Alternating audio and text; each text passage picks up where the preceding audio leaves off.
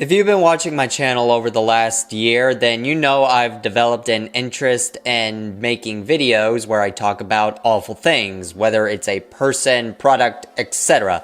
Like the Willy Wonka experience, or most recently, Lunchly. And it's a lot of fun reviewing them because 90% of the time, the sheer ridiculousness of them is comical, thus making for a great video. I got the idea when I watched this Moist Critical video where he talked about a bad Kickstarter project that was a trick-or-treat bucket. And given it's officially spooky season, I thought it'd be fun to stick my hand into this, as Halloween is one of the deadliest times of the year, and it's important that we as a society do everything we can to protect our kids from those monsters that are putting razor blades in our candy. Meet Boo the Ghost, the solution to our prayers. It's a metal detecting trick-or-treat bucket that aims to solve a problem that's plagued modern scientists. So it was unsuccessful with its funding, which is shocking. It only raised $216, which is $3 more than when Charlie reviewed it, which really reflects the state of the world. I mean, if we're not even willing to invest in life-saving products like this, then maybe we deserve to die on Halloween. It's ridiculous. This could actually save lives if we weren't too busy throwing dollar bills trying to get some booty. Hi, my name is Sam. We've all heard the horror stories. Holy shit, that royalty-free stock music grinds my ass. And this is coming from somebody who's used the same audio library for the last 3 years. Why would he choose to play the most upbeat and lighthearted music while trying to sell a horror story? That's the first problem. Maybe if he really sold on the horror element in his presentation, we'd have this holy grail and fewer corpses on Halloween. Dropping the sarcasm, this aims to solve a problem that doesn't exist. It's an urban legend, like Slenderman or Baba Yaga. This would be like developing a product to save people from sewer alligators. It'd be pointless. I don't know where this myth came from. I think it started as razor blades and apples, which should be a crime in itself if you're giving away apples on Halloween. And this dates all the way back to the 1950s. Someone even wrote a book on it where they came to the conclusion that they couldn't find a single instance of a child being killed or seriously injured from a tampered piece of candy. Charlie also states how there were a couple of statistics from 2008 to 2019 at which there were 4 cases of contamination. Also, if we're gonna play bald with tamper Halloween candy, Boo the Bucket here has no protocols against drugs in candy. Not to get sidetracked, but I first learned about this my freshman year of college when we did a production on urban legends.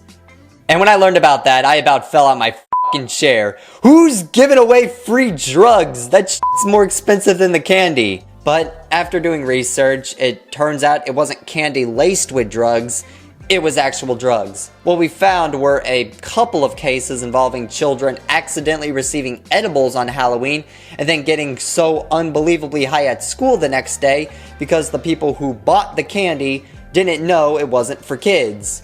Maybe they were high on their own supply, I don't know. I really am baffled as to how a mistake like this even happens. The point I'm making is, it's not real, and even with those extremely rare cases, this bucket is useless. Boo the Ghost Inc. will stand by no further. We've developed and patented a proprietary detection system that picks up on these dangerous contaminants and alerts the user before any harm becomes them. His name is Boo the Ghost. Could you have chosen a more creative name? This is so remarkably lazy.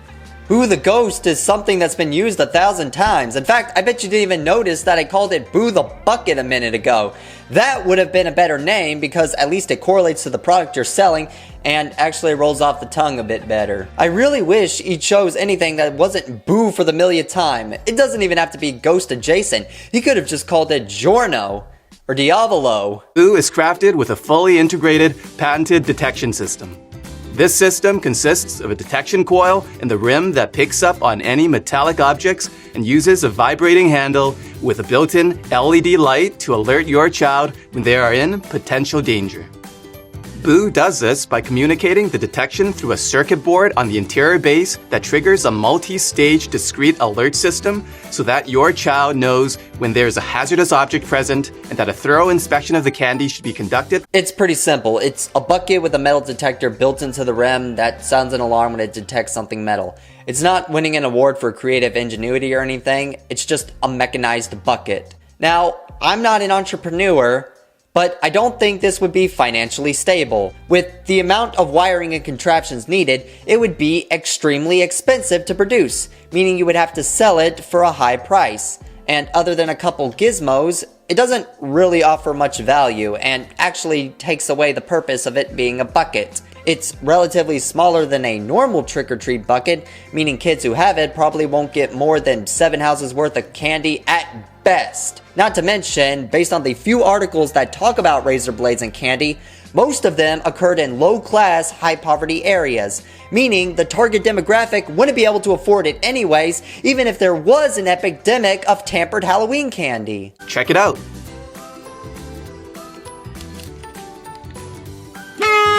So you get a little happy birthday kazoo sound when something metal passes through, and the bucket will start vibrating.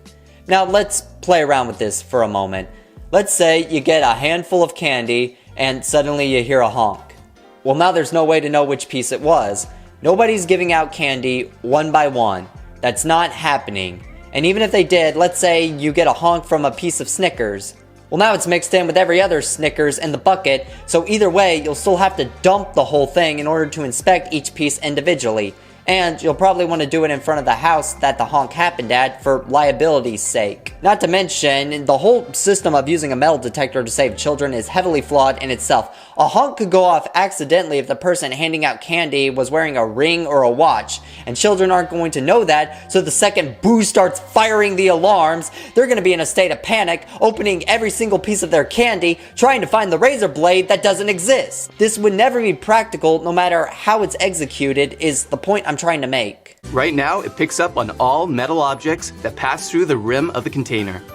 As you can see, when a detection is made, the handle vibrates, making your child aware of the danger. Again, this aims to solve a problem that doesn't exist. As far as I'm aware, there's never been a single real epidemic of razor blades in Halloween candy, at least not on record. In fact, the only time I've even seen a contaminated piece of candy was in the video itself. But you know, hats off to them for trying to solve this problem. I can always appreciate when somebody tries to make something that's useful to an extent, but as Moist Critical states, it's heavily misguided. It's just scare tactics used by society and the media, and really reflects the state of parenthood in this day and age. Now more than ever, parents would rather have others bend over backwards for their kids than to raise them themselves. And I think it's important to caution parents, sure, but it could be handled in an easier way by simply saying, hey, maybe you should be with your kids on Halloween. I think that's good advice, as opposed to implementing scare tactics or trying to childproof the world. It just always gets out of hand, like in this case where this guy thought he needed to develop some sort of safety precaution to protect kids on Halloween. But anyways, I just wanted to talk about this because I found it to be really silly. It's been over a year since the Kickstarter project went bust, and with Halloween right around the corner, I thought it was as good as time as any to talk about it and just send a general message about being safe and responsible when partaking in Halloween festivities. That's really about it. So,